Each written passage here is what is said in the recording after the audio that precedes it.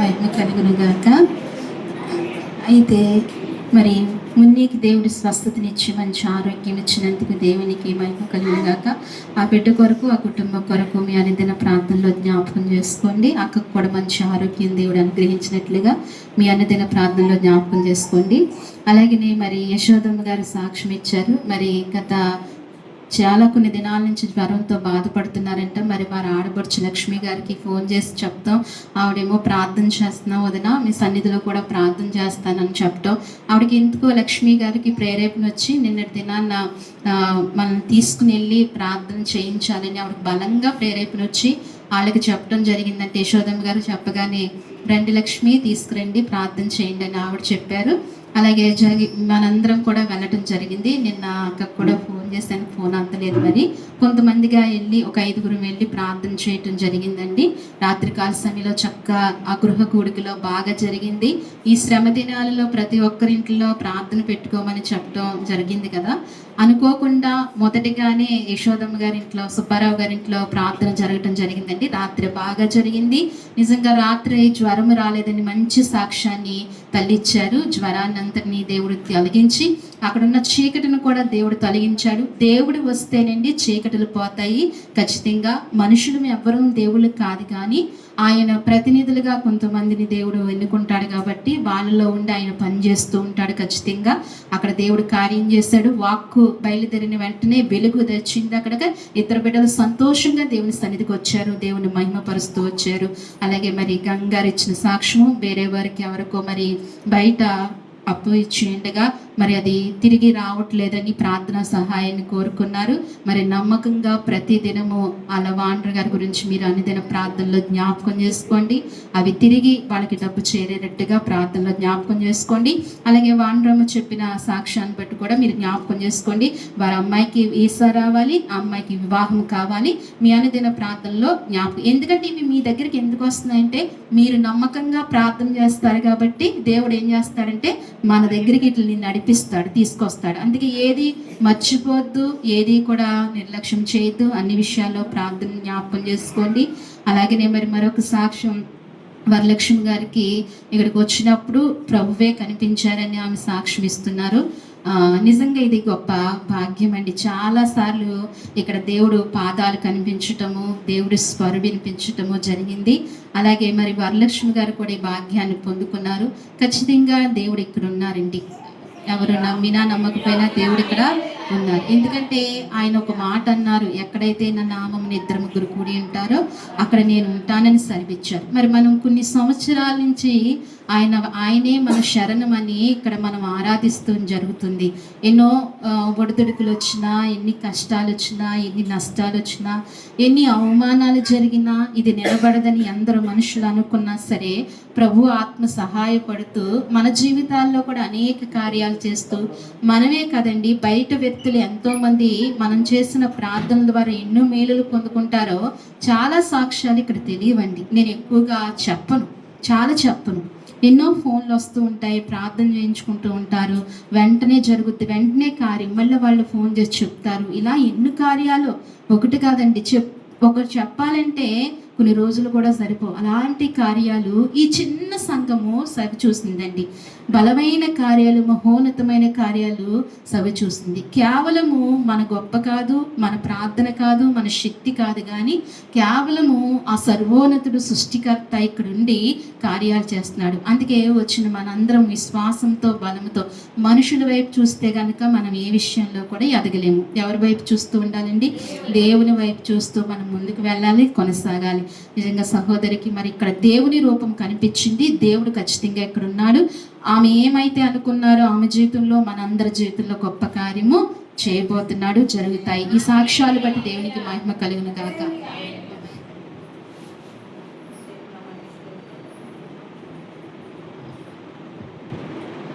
మరి తల్లి ఇచ్చిన సాక్ష్యాన్ని బట్టి మరి కుమారి గారికి మంచి ఆరోగ్యము దేవుడు అనుగ్రహించినట్లుగా, ఆమె హృదయంలో ఉన్న బాధను దేవుడు తొలగించినట్లుగా, అలాగే ఆ తరపు నుంచి డబ్బులు రావడానికి సహాయం చేసినట్లుగా మీ అనుదిన ప్రాంతంలో జ్ఞాపకం చేసుకోండి.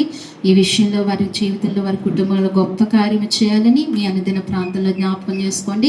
కుమారి గారికి ఆరోగ్యం ఇవ్వాలి, అలాగే తల్లి లీలమ్మ గారికి కూడా మంచి ఆరోగ్యం దేవుడు అనుగ్రహించినట్లుగా కుమారుడు మను ఈసా కొరకు తన జాబ్ కొరకు కూడా మీ అనుదిన ప్రాంతంలో జ్ఞాపకం చేసుకోండి.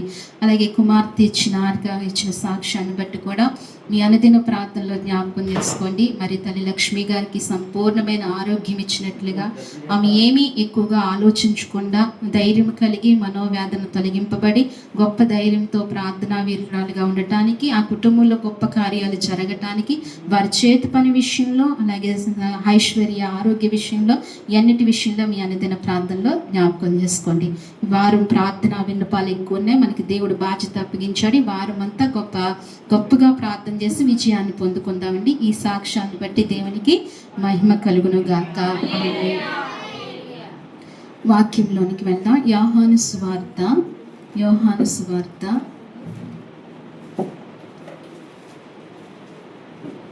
8వ అధ్యాయము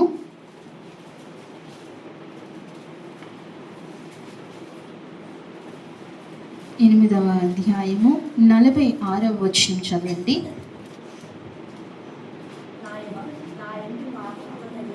నా యందు పాపమున్నదని మీరు ఎవరు స్థాపించును? నేను సత్యము చెప్పుచున్న ఎడల మీరెందుకు నన్ను నమ్మరు? దేవుని సంబంధి అయిన వాడు దేవుడు మాటలు వినును. మీరు దేవుని సంబంధులు కారు గనుకనే మీరు వినరని చెప్పెను. చాలండి. 45వ వచనం కానీ చదువుతారా? నేను సత్యమనే చెప్పుచున్నాను గనుక మీరు నన్ను నమ్మరు. చాలండి. చిన్న ప్రార్థన చేసుకుందాం.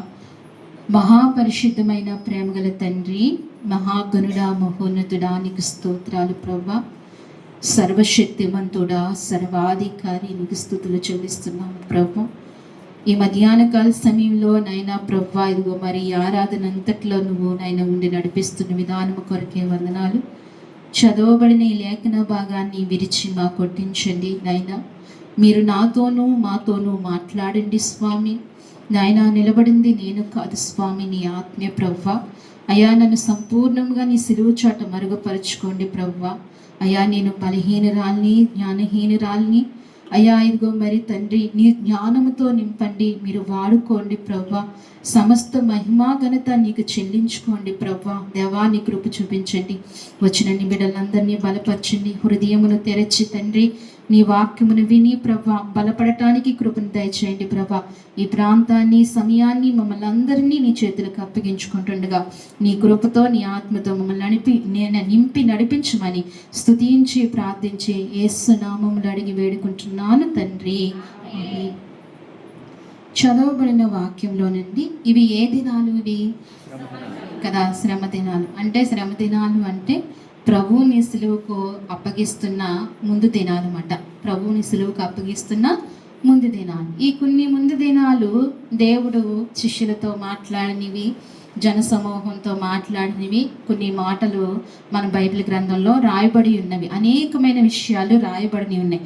అయితే దేవునికి తెలుసు ఆయన సిలువకు అప్పగిస్తారని, ఆ సమయం దగ్గర పడుతుందని కూడా తెలుసు. ఆయన అందుకే 40 దినాలు ఆయన ఉపవాసం ఉండటం కూడా జరిగిందండి. ఆయన 40 దినాలు ఉపవాసం ఉన్నారు కదా. ఈ 40 దినాలు కూడా చాలామంది ఏం చేస్తూ ఉంటారండి, ఉపవాసం ఉండటం చాలా మంచిది.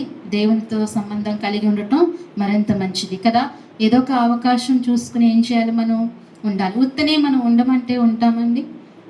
శుక్రవారం ఎందుకు ఆ రోజు ఎప్పుడు వస్తుందా ఉపవాసం ఉందామని ఎదురు చూస్తుంటాం. అదొక నియమం పెట్టుకున్నాం కదా.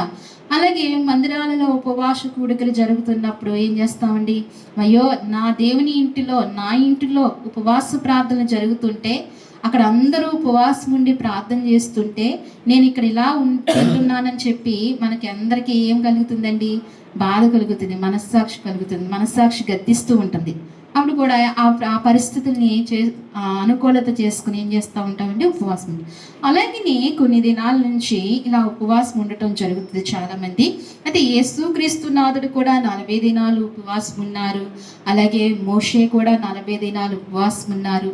చాలామంది భక్తులు 40 దినాలు ఉపవాసం ఉండి దేవునితో గడిపిన బిడ్డలు అనేక మంది ఉన్నారు. తర్వాత తరాలు కూడా ఇంకనూ ఈ తరాలలో కూడా 40 దినాలు ఉపవాసం ఉండి దైవ సేవకులు దేవుని సన్నిధిలో కనిపెట్టిన వ్యక్తులు ఉన్నారు. 40 దినాలు ఉపవాసం ఉండి బయటకు రాకుండా దేవుని పాదాల దగ్గర పట్టుకున్న వ్యక్తులు కూడా ఉన్నారండి.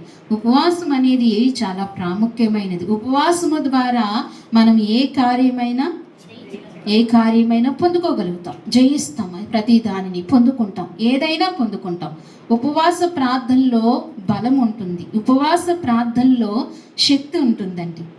మనం మామూలుగా చేసిన ప్రార్థన కన్నా ఉపవాసం ఉండి ప్రార్థన చేసే ప్రార్థన చాలా శక్తి ఉంటుంది. కార్యాలు కూడా స్పీడ్గా జరుగుతూ ఉంటాయి, కార్యాలు కూడా మనం చూస్తూ ఉంటాం. అందుకే ఉపవాస ప్రార్థన చాలా బలమైనదని దేవుని వాక్యం సెలవిస్తుంది. అయితే ఈ రీతిగా ఉంటుండగా ఇక్కడ యేసయ్య అంటున్నారు, నేను సత్యమే చెప్పుచున్నాను గనుక మీరు నన్ను నమ్మరు. ఏమంటున్నారండి? నేను సత్యమే చెప్పుచున్నాను గనుక మీరు నన్ను నమ్మరు కదా. దేవుణ్ణి నమ్మలేదు. ఆ దినాలలో యేసుక్రీస్తు ప్రభుని ఎవరూ కూడా దైవ కుమారునిగా ఎవరూ కూడా ఏం చేయలేదండి, నమ్మలేదు ఎవరూ కూడా. ముఖ్యంగా యూదులు అస్సలు నమ్మలేదు. ఎవరు నమ్మలేదండి? యూదులు అన్నవారు అస్సలు దేవుని కుమారుడు ఈయన, మళ్ళీ దేవుని కుమారుడు వస్తారని వాళ్ళకి ఎదురు చూస్తున్నారు. ఎవరు వస్తారని? దేవుని కుమారుడు మెస్సయ్య అనబడిన వాడు వస్తారని వారు ఎదురు చూస్తున్నారు. వచ్చిన వాడిని యేసయ్యని ఏం చేయట్లేదండి, వారు నమ్మట్లేదు. అందుకే యేసయ్య అంటున్నారు ఇక్కడ, నేను సత్యమే చెప్పుచున్నాను గనుక మీరు నన్ను నమ్మరు. నా యందు పాపమున్నదని మీలో ఎవరు స్థాపించదరు? దేవుడు ఏ మాట చెప్తున్నాడు చూడండి. నా యందు పాపముందని మీలో ఎవరు స్థాపించగలరు? రుజువు చేయండి. నా యందు పాపముందని మీరు రుజువు చేయండి. ఎంత ధైర్యంగా ఆయన స్టేట్మెంట్ ఇస్తున్నాడో చూడండి, ఎంత ధైర్యంగా చెప్తున్నాడు. ఈ మాట ఎవరైనా చెప్పగలరా అండి? ఈ మాట ఎవరైనా చెప్పగలరా? నా యందు పాపం ఉన్నదని మీలో ఎవరైనా స్థాపించగలరా అని ఇంత ధైర్యంగా ఎవరైనా ఎందుకంటే ఆయన ఒక్క ఆయనే చెప్పగలరు. ఆయన ఒక్క ఆయనకే సాధ్యమైనది. ఆయన ఒక్క ఆయనే పరిశుద్ధుడు కాబట్టి కదండి. ప్రతి వ్యక్తిలో ఏ పాపం ఉంటుంది? ఏ పాపం ఉంటుంది? జన్మ పాపము, కర్మ పాపము ఉంటుంది. ప్రతి వ్యక్తిలో జన్మ పాపం ఉంది కదండి. ప్రతి దేవుళ్ళు అనబడిన వారిలో కూడా వాళ్ళు కూడా ఎలా వచ్చారండి? తల్లిదండ్రుల ద్వారానే వచ్చారు కదా. చాలా మంది దేవుళ్ళు ఉన్నారు కదా, దేవుళ్ళు కూడా ఎలా వచ్చారండి? తల్లిదండ్రుల ద్వారానే వచ్చారు. ఇంకొక విషయం ఏంటంటే, తల్లి సృష్టించినదో తల్లి కన్నదో తండ్రికి తెలియదు. ఎవరండి? తల్లి సృష్టించిన దేవుణ్ణి ఎవరికి తెలియదండి? తండ్రికి తెలియదు. తండ్రికి తెలియక ఏం చేస్తాడు? తలను తీసేస్తాడు. ఏం చేస్తాడండి? తల నరికేస్తాడు.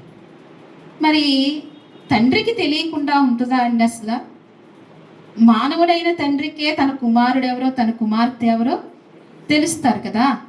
మరి దేవుడు అనబడిన వారికి ఎందుకు తెలియలేదు? తన కుమారుడని, తన భార్య చేతులతో చేసిందని కదా, మట్టి నలిపి నలుగు పెట్టుకుని బొమ్మ చేసిందని తండ్రికి, దేవుడు కదా అతను, ఏం తెలియాలి కదా. మరి ఇక్కడే కదా మనకు తెలిసిపోతుంది. మరి వారిలో కూడా ఏముందండి? కానీ ఒప్పుకుంటారా? దేవుళ్ళని అంటారు కదా.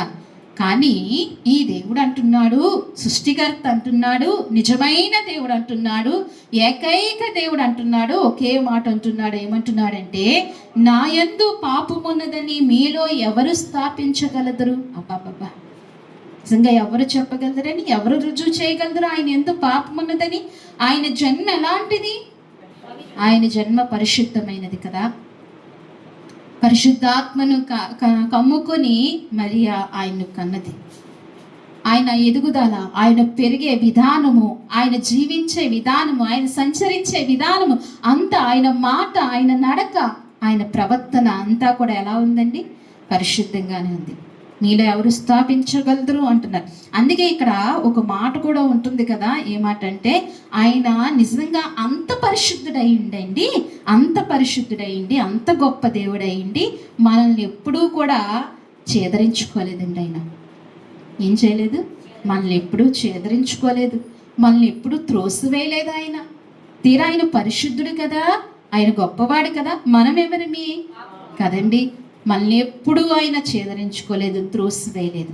ఆయన ఎలాంటి వాడో తెలుసా, వాక్యం చెప్తుంది. ఈ యోహాను సువార్త 8వ అధ్యాయం 1వ వచనం ఒకసారి చదవండి. యేసు ఒలీవ కొండకు వెళ్ళెను, తెల్లవారుగానే యేసు తిరిగి దేవాలయంలోనికి రాగా ప్రజలందరూ ఆయన వద్దకు వచ్చిరి గనుక ఆయన కూర్చుండి వారికి బోధించుచుండెను.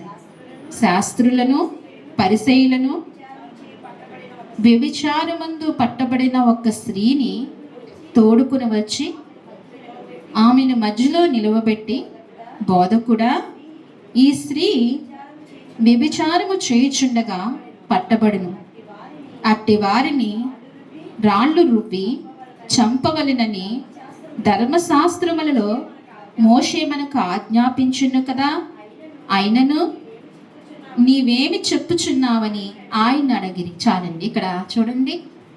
యేసుక్రీస్తు ప్రభువారిని ఒలీవ కొండకు వెళ్ళి తెల్లవారుగానే యేసు తిరిగి దేవాలయంలోనికి రాగా ఎక్కడికి వెళ్ళారు? ఆయన ఒలీవ కొండకి వెళ్ళారు. ఆయన కొండ అనుభవం ఉంది ఆయనకి. ఏ అనుభవం ఉందండి? కొండ అనుభవం. కొండ ఎక్కడం ఏంటండి? దేనికి వెళ్తున్నారు ఆయన? కొండ ఎందుకు ఎక్కుతున్నారు? ప్రార్థన చేసుకోవడానికి. ఆయన ఏకాంత ప్రార్థనకి వెళ్తున్నాడండి. ఆయన ఏం చేస్తున్నారండి? ఏకాంత ప్రార్థన చేస్తున్నారు. ఆయనకి ఈ అనుభవం ఉంది. దేవుడయ్యిండి కూడా నేను దేవుని కదా, ప్రార్థన చేయవసరం లేదని అనుకోలేదు ఆయన. ఆయన అందరికంటే ఎక్కువగా ఏం చేసేవారండి? ప్రార్థన చేసేవారు. కింద ఉంటే జనసమూహం ఉంటుంది, ఆ యొక్క సౌండ్లు వినిపిస్తాయని కొండ ఎక్కి ఏం చేసేవారండి? ఆయన ప్రార్థన ఏకాంత ప్రార్థన చేసుకునే వారికి ఈ అనుభవం చాలా ఇష్టంగా ఉంటుంది. ఈ అనుభూతి చాలా ఇష్టంగా వాళ్ళు అనుభవిస్తారు, వాళ్ళు పొందుకుంటారు. ప్రతి వ్యక్తిలో ఏ ప్రార్థన ఉండాలండి? ఏకాంత. ఎందుకంటే దేవుడు నువ్వు తప్ప ఎవరో కూడా ఉండకూడదు. ఈ అనుభవం ఉండాలి. అప్పుడే మనము దైవికంగా ఎదగగలుగుతాం. సమాజంగా ఎలాగైనా ప్రార్థన చేసుకోగలుగుతాం, ఎలాగైనా నెట్టబడిపోతాం, ఎలాగైనా ప్రోత్సహించబడతాం, ఎలాగైనా ఉజ్జీవించబడతాం. ఒకరిని చూసి ఒకరిని విశ్వాసం చూసి, ఒకరు భక్తిని చూసి ఇది అయిపోతుంది. కానీ ఏకాంత ప్రార్థన అనేది చాలా కష్టము సుమా. ఏకాంత ప్రార్థన చాలా కష్టం. మన మనసు నిలబడటం అనేది చాలా కష్టము. ఏకీవించడం అని దేవునితో మనసు వేయటం అనేది చాలా కష్టము. అంటే ఎవరు చూడట్లేదు కదా అని మనం ఏం చేస్తూ ఉంటారు? ఏదో ఒక విధంగా తప్పిపోతూ ఉంటారు. అయితే ఆ ఆలోచనలు వేరవుతూ ఉంటాయి. కానీ ఇక్కడ దేవునితో మమేకమైతే ఆ అనుభూతిని పొందుకుంటే అందులో మనము తన్మయించిపోతే గనక, ఆ రుచి చూస్తే గనక ఎవరు కూడా మళ్ళా వదిలిపెట్టరు. ఏకాంత ప్రార్థన ప్రతి వ్యక్తికి కావాలి. చిన్న వయసు నుంచి అనుభవాన్ని నేర్చుకోవాలి. ఏకాంత ప్రార్థన చేయటం నేర్చుకోవాలి. ఏకాంత ప్రార్థన చాలా బలమైనది. యేసుక్రీస్తు ప్రభువారు ఏకాంత ప్రార్థనకి కొండ ఎక్కి ఆయన చేసేవారు. ఎంత ప్రార్థన చేసేవారంటే ఆయన ఒక చోట ఉంటుందండి, ఆయన చెమట రక్తపు బిందుగా మారిందంటండి. ఎలా మారింది? ఆయన చెమట రక్తపు బిందుగా మారింది. అలాగా ప్రార్థన చేసేవారంట. మోకాళ్ళ ప్రార్థన చాలా అవసరం. సంఘం ఇది నేర్చుకోవాలి. ఏమీ నేర్చుకోకుండా మనము ఏమీ పొందుకోలేమండి. పొందుకుంటాం మన అవసరతను బట్టి, మన పరిస్థితులను బట్టి, మన మీద జాలిపడి కనికరం పడి దేవుడు అన్నీ ఇస్తాడు. కానీ దేవునిలో మనం బలపడలేం, దేవునిలో ఎదగలేం, ఆయన శక్తిని పొందుకోలేం. అందుకే ఏ ప్రార్థన ఉండాలండి? మోకాళ్ళ ఏకాంత ప్రార్థన అనేది చాలా అవసరం. యేసు ప్రభు వారు కొండ ఎక్కి ఆ రీతిగా ప్రార్థన చేస్తూ వచ్చారు. ఒలీవ కొండకు వెళ్ళెను, తెల్లవారంగానే యేసు దిగి దేవాలయంలోనికి రాగా ప్రజలందరూ ఆయన యొద్దకు వచ్చి, యేసు ప్రభువుని అండి ఒక రోజు కూడా ఒక నిమిషం కూడా విడిచిపెట్టేవారు కాదు. ఎందుకు విడిచిపెట్టేవారు కదండి? ఎందుకు విడిచిపెట్టేవారు కాదు? ఆయన చూస్తే, ఆయన మాట్లాడితే, ఆయన ముట్టుకుంటే ఏం జరిగాయండి? అద్భుతాలు, స్వస్థతలు జరిగాయి. అందుకే ఆయన ఎవరు విడిచిపెడతారండి? ఎవరికి అవసరం అయితే వాళ్ళు వచ్చేసేవారు. ఆయన ఎప్పుడు ఎక్కడ ఉండి, కానీ మరలా మిగిలిన వారు ఏమనుకునేవారు ఆయన్ని? ఈయన ఎవరో, ఈయన ఎవరో. ఇంకా కొంచెం కిందకి చదివితే అంటారు, దెయ్యములు పట్టినవాడా అంటారు. ఏమంటారండి? యేసు ప్రభుని ఏమంటారండి? దెయ్యములు పట్టినవాడా అంటారు. ఆయనేమో దెయ్యాలు విడిచిపెడుతుంటే ఆయన ఏమనుకుంటున్నారంట? దేవులు పట్టిన దెయ్యాలేమో ఆయన చూసి ఏమవుతున్నాయండి? విలవిలలాడుతూ ఉంటాయండి. యేసు ప్రభువుని చూసి విలవిలలాడతాయి. దైవ కుమారుడా, సర్వోన్నతి కుమారుడా అని పలుకుతూ ఉంటాయి. అవి ఏమంటారు? నువ్వు దేవులు పట్టినవాడా అని అంటూ ఉంటారు. అయితే ఆయన ఇలా రాగా ప్రజలందరూ ఆయన వద్దకు వచ్చారు కనుక ఆయన కూర్చుని వారికి బోధ చేయుచుండేది. ఆయన బోధ చాలా బాగుండేదండి. కుదురుగా ఒక చోటు కూర్చుండేవాడు. ఓ స్టేజీ మీద అటు ఇటు నడిచేసి హడావుడిగా ఆయన ఎప్పుడూ లేరండి. ఆయన ఎలా ఉన్నారండి? ఆయన బోధ యేసుక్రీస్తు ప్రభు వారు మాదిరి. ఎవరు మనకు మాదిరి కదా, ఆయనే ఒక మాదిరి. ఆయన తీసుకుని ఆయన ప్రకారంగా నడిస్తే చాలు, మన జీవితం జన్మ ధన్యం అవుతుంది. ఆయన చక్కగా బోధించేవారు, ఉపమాన రీతులుగా బోధించేవారు, అర్థమయ్యే రీతులుగా బోధించేవారు. ఆయన మాటలు విని ఎందరో పాపులు మారు మనస్సు పొందేవారు, ఎందరో పాపులు క్షమాపణ పొందుకునేవారు, ఎందరో దెయ్యాలు విడిపింపబడేవి. ఇన్ని గొప్ప కార్యాలు జరిగాయి. ఆయన కూర్చుని బోధ చేస్తుండగానండి, ఆయన బోధిస్తుండగా వాళ్ళతో పాటు జన సమూహంతో పాటు ఎవరుండేవారంటే వెనుక శాస్త్రులు, పరిసయ్యులు ఉండేవారు. ఎవరుండేవారండి? ఆయన వెనుక జన సమూహంలో వీళ్ళు ఉండేవారు. ప్రతి గుంపులో ఎవరుంటారండి? ఇలాంటి మనస్సు కలిగిన శాస్త్రులు, పరిసయ్యులు. ఎవరంటే ఎవరండి వీళ్ళు? విమర్శిస్తారు. వీళ్ళకి ధర్మశాస్త్రము బాగా తెలుసు. ధర్మశాస్త్రము ఎందుకంటే ఆ దినాలలో ఇప్పుడు మన చేతుల్లో, అందరి చేతుల్లో బైబిల్ ఉండేటట్టుగా ఆ దినాలలో బైబిల్ ఉండే కాదు. మందిరంలో ఒక ధర్మశాస్త్రం ఉండేది. వీళ్ళే చదివేవారు, వీళ్ళే చదవాలి, వీళ్ళే రాసేవారు. వీళ్ళకి ధర్మశాస్త్రము బాగా తెలుసు, క్షుణ్ణంగా తెలుసు. కాబట్టి వీళ్ళు యేసు ప్రభుని నమ్మేవారు కాదు. వీళ్ళు చక్కగా చదివేవారు, రాసేవారు, జనులకి వినిపించేవారు. అయితే వీళ్ళు ఏం చేశారంటే ఒక వ్యభిచారం చేస్తున్న స్త్రీని పట్టుకున్నారండి. పట్టుకుని ఎక్కడ తీసుకొచ్చారు? దేవుని దగ్గర తీసుకొచ్చారు, జనాల దగ్గరకు తీసుకొచ్చారు. పట్టుకుని అంటున్నారు ఇక్కడ, ఆమెను పట్టుకుని ఆమెను మధ్యన నిలవబెట్టి, ఎక్కడ నిలబెట్టారు? మధ్యన నిలవబెట్టి, బోధకుడా ఈ స్త్రీ వ్యభిచారము చేయుచుండగా పట్టబడెను. ఆయన ఏమంటున్నారండి? బోధకుడా. ఆయన బోధిస్తున్నాడు. ఆయన పేరు ఏం చెప్తున్నారు వీళ్ళు? బోధకుడా అంటున్నారు. బోధకుడా ఈ స్త్రీ వ్యభిచారం చేస్తుండగా పట్టబడెను, అట్టి వారిని రాళ్లతో రువ్వి చంపవలనని ధర్మశాస్త్రంలో మోషే మనకు ఆజ్ఞాపించును కదా. మోషే ఏం ఆజ్ఞాపించాడండి? ఒక స్త్రీ చెడ్డ పని చేస్తే ఆమెను ఎలా చంపమని ధర్మశాస్త్రంలో రాయబడి ఉన్నది? రాళ్లతో కొట్టమని. ఊరు చివరికి తీసుకెళ్ళి రాళ్లతో కొట్టమని ధర్మశాస్త్రంలో రాయబడింది. మన ధర్మశాస్త్రంలో ఇలాగో రాయబడి ఉన్నది కదా, అందరము కలిసి ఆమెను ఏం చేద్దాం? రాళ్లతో కొడదాం. నువ్వెందుకు మౌనంగా ఉంటున్నావు, నువ్వెందుకు మాట్లాడట్లేదు అని చెప్పి శాస్త్రులు, పరిసయ్యులు యేసు ప్రభుని అడుగుతున్నారు. అటుది అంటున్నారు. అయితే అయినను నువ్వేమి చెప్పుచున్నావని ఆయన అడిగిరి. ఇది ఇలా ఉంచేసి నువ్వేం చెప్తున్నావు, నువ్వేంటి బోధ చేస్తున్నావు అని ఈ పరిసయ్యులు, శాస్త్రులు ఈయన అడిగారంట. అడిగితే ఇక్కడ అంటున్నాడు, ఆయన మీద నేరము మోపవలెనని ఆయన ఇప్పుడు వీళ్ళు ఇంతకని ఈ స్త్రీని ఏదో చేద్దాం, ఈ స్త్రీని నేరం మోపుదామని కాదు. ఇప్పుడు ఎవరి మీద నేరము? ఇప్పుడు ఈ స్త్రీ కన్నా ఎక్కువ ఎవరిని శిక్షిద్దాం అనుకుంటున్నారు? యేసయ్యని అందాం అనుకుంటున్నారు. ఆ దైవ కుమారుని శిక్షిందాము, ఈ వంక పెట్టి ఆయన ఏదోటి బయటకు లాగుదాము, ఆయన నిందిద్దాము అని అనుకుంటున్నారు. వీళ్ళు ఏదో ఒక రకంగా యేసయ్యని అవమానపరుద్దాం అనుకుంటున్నారు. ఎవరండి? దేవుని బిడ్డను అవమానపరుద్దాం అని అనుకుంటున్నారు. కానీ వీరి వల్ల అలా అవుతుంది. ఆయన ఏం చేయలేదు. ఆయన తల కూడా పైకి ఎత్తకుండా ఒకటే ఒక సమాధానం చెప్తున్నాడు. ఇక్కడ చూడండి, అయితే యేసు వంగి నేల మీద వేళ్లతో ఏమని రాయిచ్చుండేనో. అబ్బా, ఏవో రాయిచుండెను. ఏం చేశారండి?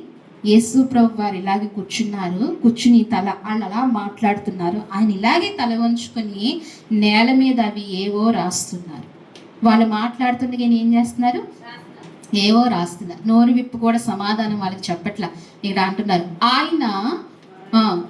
వారు ఆయన్ను పట్టవలదుగా పట్టువిడుక అడుగుచుండగా ఆయన తల ఎత్తి చూచి, మీలో పాపము లేనివాడు మొట్టమొదట ఆమె మీద రాయి వేయవచ్చునని వారితో చెప్పిను. యేసయ్య ఒకే ఒక మాట అన్నారు. వీళ్ళు ఎంతగా వాదిస్తుంటే ఆయన ఏమన్నారంటే, సరే మొట్టమొదటిగా ఇక్కడున్న మీలో, వాదిస్తున్న మీలో, చర్చిస్తున్న మీలో ఎవరిలో అయితే పాపము లేదో మొదటి రాయి తీసుకుని ఏం చేయమంటున్నారు? ఆమె మీద వేయండి అన్నారు. అప్పటికి కూడా ఏమైపోయారు వీళ్ళు? వేద్దామని ఏమైపోయారు? నేను పైకి బాగానే ఉన్నాను, నేను సమాజంలో గౌరవంగానే ఉన్నాను, నేను ఎవరికి ఎక్కడ ఎప్పుడు దొరకలేదు అనే వ్యక్తి రాయి వేద్దామని సిద్ధపడుతున్న ఆ వ్యక్తి ఏం చేశాడంటే, నేలకు ఇంకొకసారి చూడగానే ఆ వ్యక్తి పేరుతో దేవుడు ఏం చేస్తున్నాడండి? రహస్య పాపములు రాస్తున్నాడు ఆయన. దేవునికి మహిమ కలుగునేగాక. దేవుడు ఎంత గొప్పవాడో చూసాడా? దేవుడు ఎంత శక్తివంతుడో చూసారా? అలాగా వేయబోతున్న ప్రతి వ్యక్తి పాపములు ఈయన ఏం చేస్తున్నారండి? నేల మీద. అప్పుడు మెల్లగా రాయిని ఇలా విడిచేసి మెల్లగా తప్పుకుంటున్నారు జనసమూహాలు. ఒక్కొక్కళ్ళు వెళ్ళిపోతున్నారు. వాదించిన వ్యక్తులందరూ కూడా ఏమవుతున్నారండి? ఈ ఎదటి వాళ్ళ మీద వేయటం అనేది చాలా తేలిక, ఈజీ, మనుషులకి బాగా ఇది. కానీ మనమేంటో, మన జీవితం ఏంటో, గతకాల జీవితం ఏంటో అని చూసుకుంటే గనక ఎవరిని ఎంచడానికి మనము సరిపోం, సరితూకము. అసలు ఆ సరితూకేవాడు ఎవరండి? ఆయన ఒక్కడే సరితూకేవాడు. అందుకే మనము ప్రతి విషయాన్ని ఎవరికి అప్పగించాలండి? ఆయనకి అప్పగించే వారంగా ఉండాలి. ఈ రీతిగా ఆయన వంగి రాస్తుంటే నేల మీద రాచుండగా వారు ఆ మాట విని పెద్దవారు మొదలుకొని చిన్నవారు వరకు ఒకరి వెంట ఒకరు బయటకు. ఏంటండి? ఎవరంట? పెద్దవాళ్ళు మొదలుకొని చిన్నవాళ్ళ వరకు కూడా. అంటే చిన్నపిల్లలు కూడా ఏం చేద్దాం అనుకున్నారు? రాయేసేద్దాం, చంపేద్దాం అనుకున్నారు. అంటే చెప్పడం అలా ఉంటుందన్నమాట. అక్కడ జరిగే సన్నివేశాలు అలా ఉంటూ ఉంటాయి. అయితే పెద్దవారు మొదలుకొని చిన్నవాళ్ళ వరకు కూడా ఏమైపోయారండి? మౌనంగా. ఎవరూ లేరు అక్కడ. ఎవరున్నారు? తీరా పైకెత్తి చూస్తే ఆమె ఒక్కతే ఉంది. అప్పుడు ఆయన మాట ఎంత మాధుర్యంగా ఉంటుందో, ఆమె ఎలా పలుకుతున్నారో చూడండి. ఆయన ఇక్కడ అంటున్నాడు కదా, ఎవరు పెద్దవారు మొదలుకున్న అందరూ కూడా వెళ్ళిపోయారు అంటూ యేసు ఒక్కడే మిగిలెను. ఆ స్త్రీ మధ్యన నిలవబడి ఉండెను. యేసు తల ఎత్తి చూచి, అమ్మా, వారెక్కడ ఉన్నారు? ఎవరునూ నిన్ను శిక్షింపలేదా అని అడిగినప్పుడు ఆమె, లేదు ప్రభువా అనెను. అబ్బా, ఎవరున్నారండి? ఇప్పుడు ఇంతమంది జన సమూహంలో, రాళ్ళు కుట్ట తెచ్చిన జన సమూహంలో ఇప్పుడు ఎవరెవరున్నారండి? యేసయ్య ఒక్కడే ఉన్నాడంట. యేసయ్య ఒక్కడే ఉన్నాడు. అంటే ఈయన పాపము లేనివాడు. ఈయన ఎవరండి? ఈయన పాపము లేనివాడు కాబట్టి ఆయన ఒక్కడే నిలవబడ్డాడు. పాపమున్న ప్రతి వ్యక్తి కూడా ఏమైపోయారు? వెళ్ళిపోయారు. పెద్దల మొదలుకొని చిన్నల వరకు అందరూ వెళ్ళిపోయారు. పాపము లేనివాడు ఈయన ఒక్కడే. ఏ దోషము లేనివాడు ఈయన ఒక్కడే. ఈయన అక్కడ నిలబడ్డాడు. అప్పుడు తలెత్తి పైకెత్తి, అమ్మా, నీ మీద ఎవరు? ఆయన పిలుపు చూడండి ఎంత మాధుర్యంగా ఉంటుందో. అలాంటి స్త్రీని ఎవరైనా అమ్మా అని పిలుస్తారా? ఏమంటున్నారండి వీరు? ఏమంటారు? వీరికి నోటికి వచ్చినది మాట్లాడుతూ ఉంటారు. ఒక స్త్రీని గౌరవించరు, మర్యాదించరు. స్త్రీని గౌరవించాలి, మర్యాదించాలి. ప్రభువే ఏం చేశారండి? ఆయన గౌరవించారు. స్త్రీకి గొప్ప భాగ్యాన్ని ఇచ్చాడు. ఎలాంటి భాగ్యాన్ని ఇచ్చాడండి స్త్రీకి ఎలాంటి భాగ్యం? యేసయ్యను మోసే భాగ్యాన్ని ఇచ్చారు. ఎవరికండి? స్త్రీకి. ఎంత గొప్ప భాగ్యమో చూడండి. ఇంకొంచెం ఎదరికి వెళ్ళినప్పుడు నేను స్త్రీ గురించి చెప్తాను.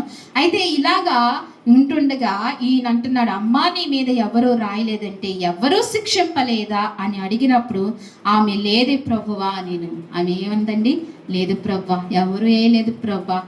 నువ్వు వారి పాపములు అయితే రాస్తున్నప్పుడు అందరూ వెళ్ళిపోయారు, ఎవరు నా మీద రాయి వేయలేదు ప్రభు అని. అందుకు యేసు నేనును నీకు శిక్ష విధింపను, నీవు వెళ్ళి ఇక పాపము చేయకుమని ఆమెతో చెప్పును. ఆ యేసు నేనేమన్నాడు, నేను కూడా ఇంక నిన్ను అబ్బా, మన దేవుడు ఎప్పుడు శిక్షించాడండి? ఎవరిని శిక్షించలేదు. శిక్షించే మన దేవుడు కాదండి అసలు. ఆయన ఎప్పుడు ఎవరిని శిక్షించలేదు. ఆ శిక్ష యావత్తు ఆయన మీద వేసుకున్నాడు. ఎవరి మీద వేసుకున్నాడండి? ఆ శిక్ష యావత్తు ఆయన మీద వేసుకున్నాడు. ఆ శిక్ష అంతా ఆయన మీదే వేసుకున్నాడు. ఇంత శిక్ష భరించాలని, వేసుకోవాలని ఆయనకు తెలిసి అంతగా ఆయన ఉపవాసం ఉండి ప్రార్థన చేస్తున్నారు.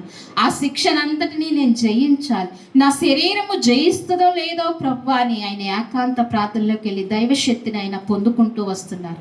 ఆయన ఎవరిని శిక్షించేవాడు కాదు. ఆయన ఏం చేస్తాడండి? శిక్షలోంచి తప్పిస్తాడు, వ్యాధిలోంచి తప్పిస్తాడు, నరకంలోంచి తప్పిస్తాడు.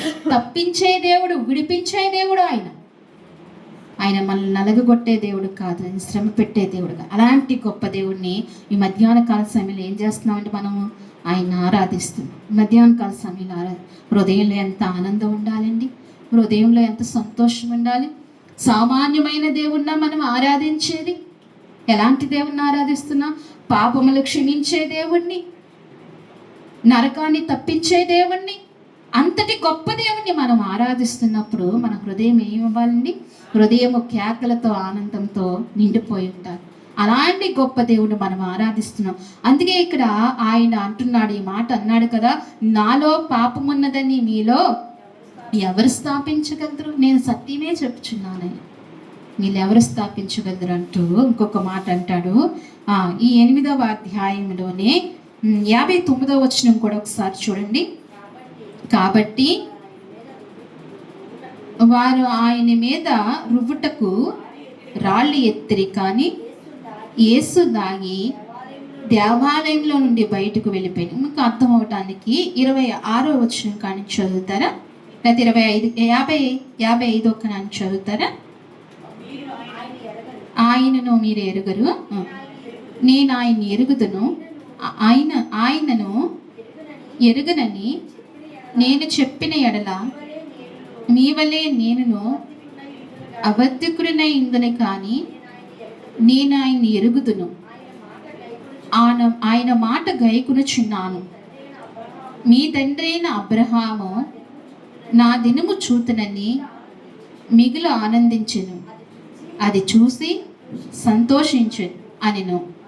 అందుకు యూదులు, నీకింకను 50 సంవత్సరములైనను లేవే, నీవు అబ్రహామును చూచితివా అని ఆయనతో చెప్పగా, యేసు, అబ్రహాము పుట్టక మునిపే నేనున్నానని మీతో నిశ్చయముగా చెప్పుచున్నాను. చాలండి. ఇక్కడ యూదులు మరల ఎప్పటికప్పుడు ఆయన కార్యాలు చేస్తూ ఈ గడుస్తూ వచ్చినప్పుడు ఎప్పటికి అనుక్షణం వీళ్ళు ఏం చేస్తున్నారండి? ఏదో రకంగా శోధిస్తూ, ఏదో రకంగా అవమానిస్తున్నారు. ఇక్కడ దేవాలయంలో మరలా ఆయన బోధిస్తుండగా ఆయన దగ్గరకు వచ్చి ఇక్కడ అంటున్నారు, మీరు ఆయన్ని ఎరుగురు, నేను ఆయన్ని ఎరుగుదును. యేసు ప్రభు అంటున్నారు, మీరు తండ్రిని ఎరుగరు, నేనైతే ఆయన్ను ఎరుగుదును. నేను ఆయన లోంచి వచ్చాను, నేను ఆయన కుమారుడిని, ఆయన నాకు తండ్రి, నేను ఆయన ఎరుగుదు.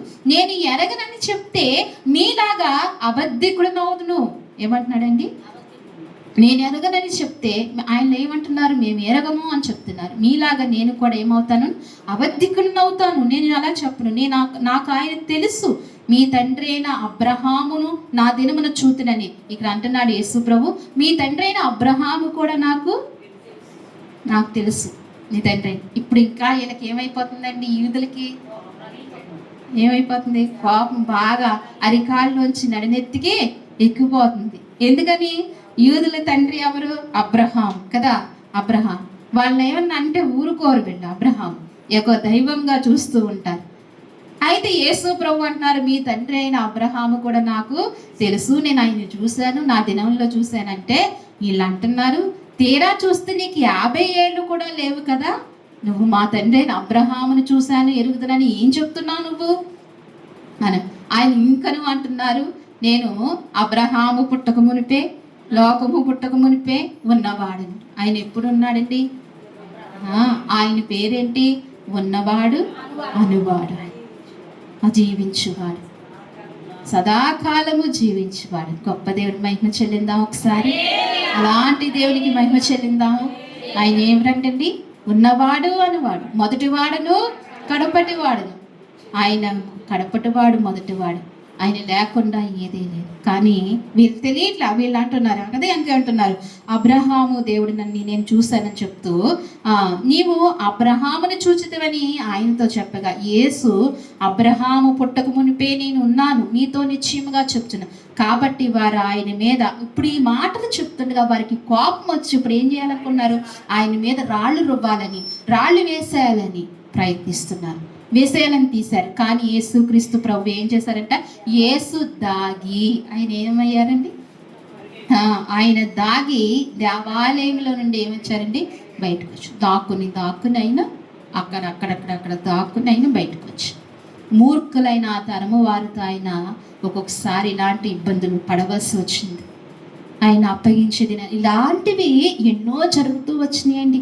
ఆయన 33.5 సంవత్సరాలు బ్రతికిన కాలంలో ఆయన 3.5 సంవత్సరాలు స్వార్థ ప్రకటిస్తుండగా ఎన్నో ఆయన ఎదుర్కోవలసి వచ్చినాయి, ఎన్నో జరిగినవండి.